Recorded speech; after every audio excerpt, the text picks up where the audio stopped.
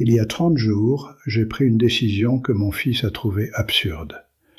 Je lui ai dit que je n'allais manger rien d'autre que les déjeuners que faisait ma mère. Chaque jour pendant 30 jours. Pas de plat préparé, pas de boulangerie du coin, pas de livraison à domicile, pas de barquettes en plastique du rayon traiteur du supermarché. Juste les déjeuners qui ont nourri, soutenu et tenu debout avec dignité toute une génération de retraités français avec presque rien. Il a dit « Papa, tu as 72 ans, pourquoi tu veux te faire ça ?» J'ai dit « Parce que je crois que je fais les choses de travers depuis 16 ans. » Je m'appelle Jean, et ce qui s'est passé pendant ces 30 jours a changé ma façon de voir la nourriture, l'argent et ce que je me dois à moi-même. Avant de commencer, je veux vous dire quelque chose. Je vis seul depuis la mort de Marie en 2009. Pendant les premières années après sa disparition, je cuisinais correctement par habitude, l'habitude d'un foyer qui avait fonctionné sur 3 repas par jour pendant 40 ans. Puis l'habitude s'est estompée. Puis j'ai commencé à acheter des plats préparés. Puis j'ai commencé à sauter le déjeuner complètement, 3, parfois 4 jours par semaine, me persuadant que je n'avais pas faim, me persuadant que ça ne valait pas la peine pour une seule personne. Ce que je me disais vraiment, même si je ne le voyais pas clairement à l'époque, c'est que je n'en valais pas la peine. Cet expériment était 30 jours de preuve du contraire. Abonnez-vous avant de commencer. Voici ce que j'ai découvert. Jour 1. Soupe en boîte avec des mouillettes. J'ai commencé par la chose la plus simple parce que je n'étais pas tout à fait sûr de pouvoir aller jusqu'au bout. J'ai chauffé une boîte de soupe de tomates dans une petite casserole, la casserole de Marie, celle qu'on avait depuis 1974. J'ai ajouté une noix de beurre, comme ma mère le faisait toujours, et j'ai coupé 2 tranches de pain grillé en mouillettes. Le tout a pris 4 minutes. Je me suis assis à la table de la cuisine, pas dans le fauteuil, à la table, et j'ai mangé comme il faut. Avec un bol, une cuillère et une assiette pour les mouillettes. Comme le déjeuner devrait être mangé. C'était meilleur que dans mon souvenir, non pas parce que la soupe avait changé, parce que je lui avais accordé toute mon attention pour la première fois depuis des années.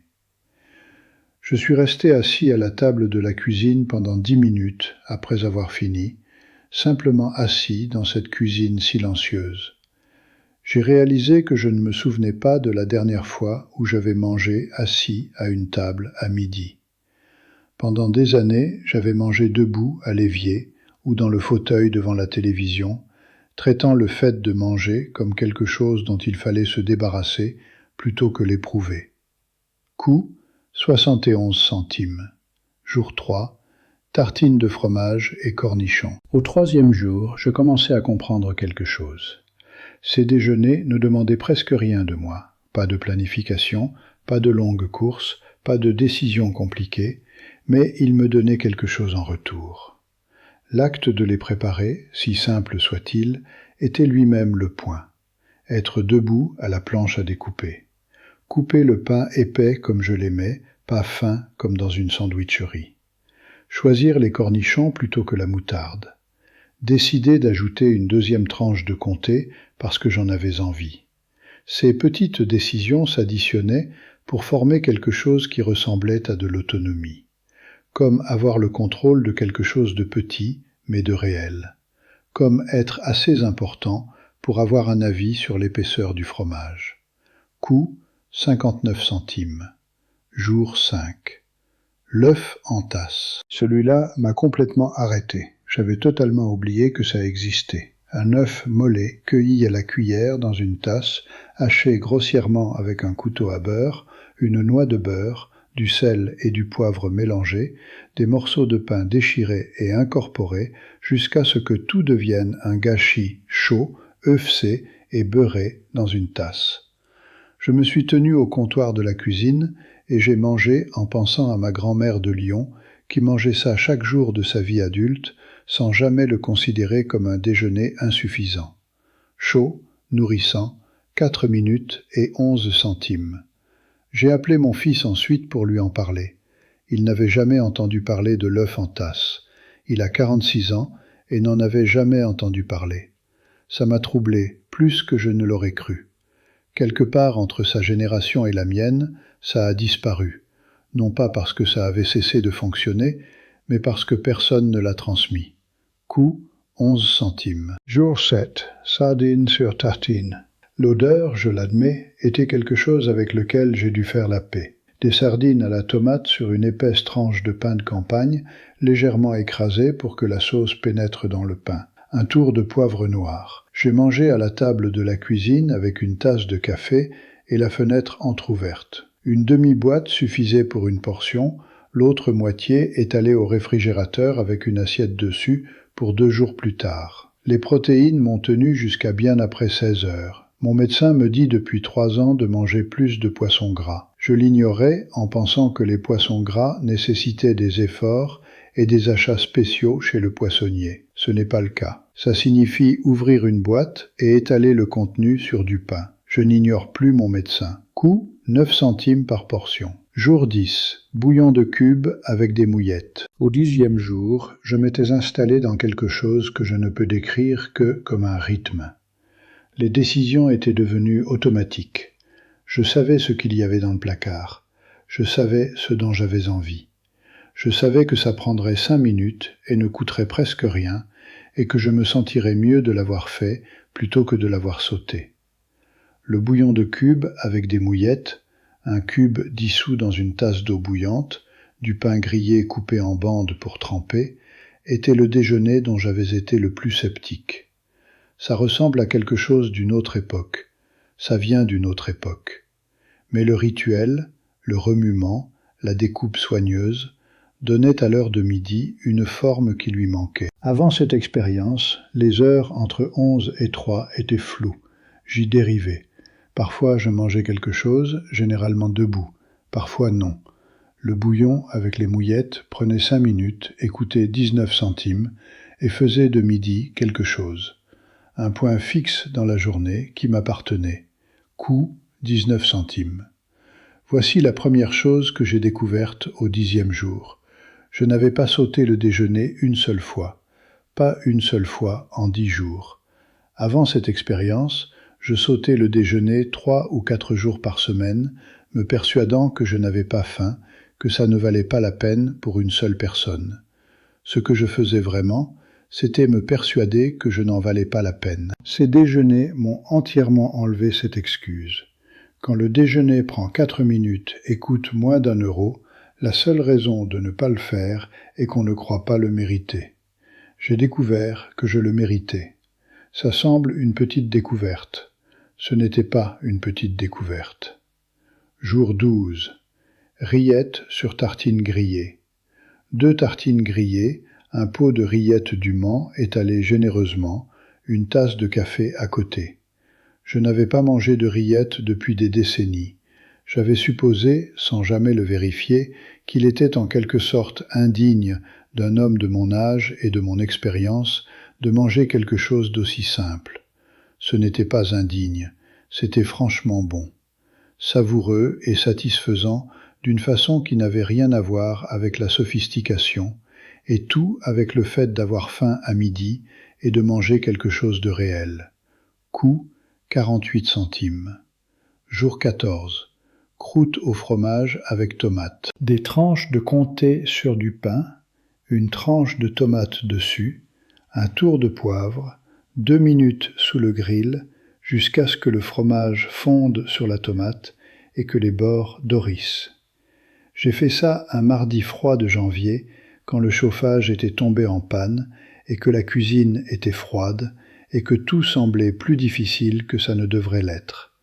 C'était la meilleure chose que j'avais mangée toute la semaine. Non pas parce que c'était compliqué, parce que c'était chaud et savoureux et réel et que je l'avais fait en 4 minutes avec des choses déjà dans le réfrigérateur. Je n'avais pas besoin d'une appli de livraison. Je n'avais pas besoin d'un plat préparé. J'avais besoin d'un peu de fromage, d'une tomate et d'un grill. Coût, 53 centimes. Jour 17. Tartines de graisse d'oie du confit du dimanche. Je n'avais pas mangé de tartines de graisse depuis environ 1985.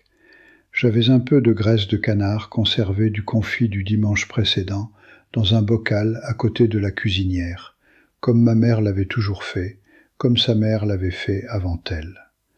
Je l'ai étalé sur du pain grillé chaud, avec une pincée de fleur de sel, un café fort à côté. Je me suis assis dans la cuisine et j'ai mangé sans trop penser. Ça avait le goût de tous les dimanches que j'ai jamais eus. Ça avait le goût d'une cuisine pleine, quand la cuisine, c'est maintenant juste moi. Ça avait le goût de quelque chose que ma grand-mère faisait sans y penser 2 fois, et que j'avais cessé de faire pendant 40 ans, pour aucune meilleure raison qu'on m'avait appris quelque part que ce n'était plus une chose à faire. Ça n'a presque rien coûté. Je suis resté assis là un moment après avoir fini. Voici la deuxième chose que j'ai découverte au 17e jour. J'avais commencé à attendre le déjeuner avec plaisir. Je veux que vous compreniez ce que ça signifie quand on a passé 16 ans à traiter le déjeuner comme une contrariété. L'attendre avec plaisir, désirer vraiment l'heure de midi, penser à ce que j'allais préparer, savoir que ce serait simple et pas cher et bon, c'était quelque chose que je n'avais pas éprouvé depuis très longtemps. Ces déjeuners me donnaient quelque chose de petit à planifier au milieu de journées qui peuvent sembler grandes et ingérables. Jour 20. Pain dans le lait chaud. Je veux être direct avec vous sur ce jour. C'était une journée difficile. J'avais eu un rendez-vous de contrôle chez le médecin le matin, et l'après-midi semblait long, et la maison trop silencieuse, et je n'avais aucun appétit, et je ne voulais pas cuisiner, ni prendre des décisions sur la nourriture. J'ai fait du pain dans le lait chaud. Une épaisse tranche de pain déchirée en morceaux, couverte de lait chaud de la casserole, une cuillerée de miel arrosée dessus. Je l'ai portée au fauteuil et mangé avec la radio allumée. Elle ne demandait rien de moi. Elle descendait facilement. Elle était chaude. Elle coûtait 17 centimes. Elle était, dans tous les sens significatifs, suffisante.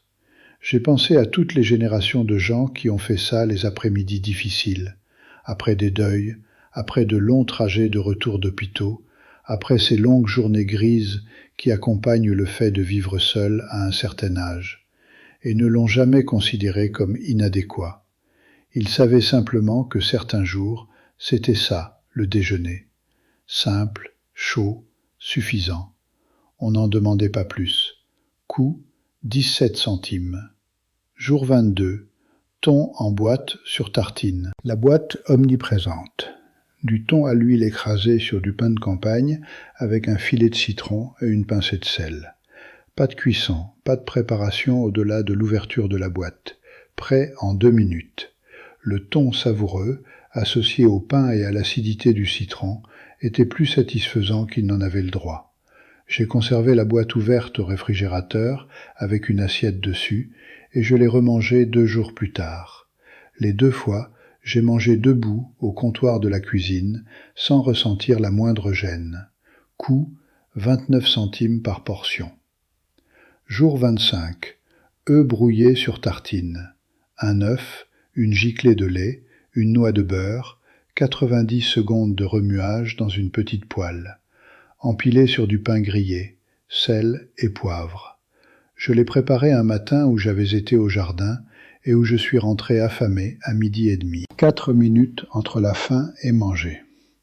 Les œufs étaient crémeux et chauds et je les ai mangés à la table de la cuisine avec la porte du jardin ouverte et le chant des oiseaux dehors.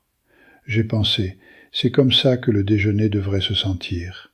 Pas coupable, pas pressé, pas manger à l'évier parce que ça semblait à peine valoir la peine de s'asseoir. Juste un déjeuner, chaud et silencieux, et à moi. Jour 27. Soupe des restes de légumes d'hier. La dernière carotte, la demi-pomme de terre, le bâton de céleri du fond du bac à légumes, dans une petite casserole avec un cube de bouillon et assez d'eau pour couvrir. Porté à ébullition, écrasé grossièrement avec une fourchette dans la casserole, assaisonné de sel et de poivre, versé dans une grande tasse. C'était le déjeuner. Ça ne coûtait rien parce que les ingrédients étaient déjà en train de mourir au réfrigérateur et auraient été à la poubelle le matin. J'ai jeté des légumes pendant des années, pas de grande quantité, juste les restes, les choses devenues un peu molles, les bouts qui n'étaient pas retournés au réfrigérateur avec un but précis. Sur 16 ans de vie seule, ça s'additionne à des centaines d'euros de nourriture parfaitement bonne partie à la poubelle parce que je n'avais pas l'habitude d'en faire un déjeuner. Coût, pratiquement zéro. Voici la troisième chose que j'ai découverte au 27e jour. Ma facture d'épicerie hebdomadaire avait baissé de près de 30%. Je dépensais moins pour le déjeuner que je n'en avais jamais dépensé de toute ma vie adulte. Les plats préparés que j'achetais avant coûtaient entre 3 et 6 euros pièce. Les déjeuners que je préparais coûtaient entre 9 centimes et 71 centimes. Et je ne mangeais pas moins, je mangeais plus régulièrement, de façon plus nutritive, avec bien moins de sel et bien moins d'aliments transformés que tout ce que je tirais du rayon frais du supermarché. 16 ans d'achat de commodités coûteuses m'avaient coûté bien plus que de l'argent. Jour 30. Un café et des tartines beurrées avec de la confiture. Pour le dernier jour, j'ai choisi le plus simple. Une cafetière de café, du vrai café, fait comme il faut, 2 tranches de pain grillé beurré, encore chaudes, pour que le beurre coule jusqu'au bord, de la confiture d'abricot, épaisse, mangée lentement à la table de la cuisine, avec la radio allumée et le journal du matin. Ça a pris 5 minutes à préparer. Je suis resté à table 20 minutes, non pas parce que je mangeais lentement, parce que je faisais attention, parce que pendant 30 jours, j'avais fait attention à quelque chose que j'avais ignoré pendant 16 ans. Et ce que j'avais découvert, c'est que la chose que j'avais ignorée n'était pas juste le déjeuner, c'était la forme de la journée, l'encre du midi, la petite preuve quotidienne que les heures entre le matin et le soir méritaient d'être divisées en parties. L'évidence silencieuse que je méritais un repas chaud au milieu de l'après-midi, même quand, surtout quand, il n'y avait personne d'autre pour qui le faire. Coût, 32 centimes. Voici ce que 30 jours m'ont appris. Ma mère n'a jamais sauté le déjeuner, pas une seule fois de sa vie adulte à ma connaissance. Pas quand l'argent était serré, pas quand elle était fatiguée, pas quand elle était en deuil, pas quand il n'y avait personne d'autre à table. Elle préparait quelque chose de simple, et elle s'asseyait, et elle mangeait, et elle continuait l'après-midi. Elle ne faisait pas ça parce qu'elle n'avait pas d'autres options. Elle aurait pu prendre quelque chose de froid dans le placard et le manger à l'évier, comme je le faisais depuis des années, les jours où je mangeais. Elle choisissait de ne pas le faire. Elle choisissait la table. Elle choisissait le bol. Elle choisissait les 5 minutes qu'il fallait pour chauffer la soupe, ou faire bouillir l'œuf, ou couper le pain. Elle se choisissait elle-même. L'industrie des plats préparés a passé 60 ans à convaincre les gens qui vivent seuls que ces déjeuners simples ne sont pas assez bien, que les adultes sérieux mangent quelque chose d'une barquette chauffée ou d'un sac de livraison, que la boîte de sardines et l'œuf en tasse et la tartine de rillettes sont des embarras d'un temps plus pauvre, des choses à remplacer par le progrès et la commodité. Ce ne sont pas des embarras, c'est la nourriture la plus honnête qui ait jamais été préparée. Bon marché, rapide, nourrissante et tout à fait suffisante, préparée par des gens qui comprenaient que le but du déjeuner n'était pas de prouver quoi que ce soit à qui que ce soit. Le but du déjeuner était de bien manger. J'ai passé 30 jours à manger comme mangeait ma mère à Lyon. J'ai dépensé moins pour le déjeuner que je n'en avais jamais dépensé de toute ma vie adulte. Je me suis senti mieux que depuis des années. Je n'ai sauté aucun repas. Et j'ai découvert, à 72 ans, 16 ans plus tard que je l'aurais dû, que je vaux 11 centimes et 4 minutes au milieu de la journée. Mon fils a appelé à la fin du 30e jour pour me demander comment ça s'était passé. Je lui ai dit « Je crois que je vais continuer ». Il a été silencieux un moment. Puis il a dit « Papa, tu m'apprendras à faire l'œuf en tasse ?» Laissez un commentaire ci-dessous. Dites-moi lequel de ces déjeuners vous vous rappelez de votre mère ou grand-mère. Dites-moi lequel vous allez essayer cette semaine. Et si ça vous a donné la permission d'arrêter de sauter votre propre déjeuner, je serai très heureux de le savoir. Abonnez-vous. Je serai là la semaine prochaine. Il y a encore beaucoup à découvrir.